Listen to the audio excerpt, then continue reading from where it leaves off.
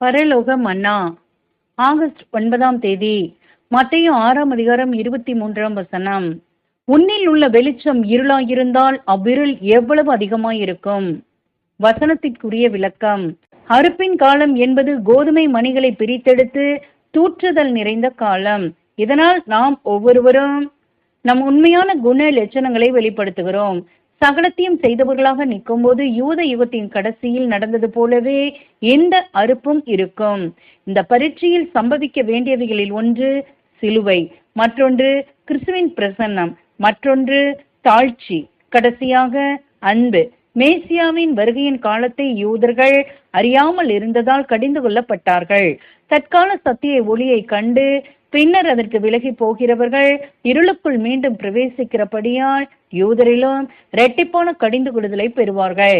மீண்டும் இருளுக்குள் பிரவேசிப்பது அவிசுவாசத்தை வெளிப்படுத்துகிறது. ஆமேன்.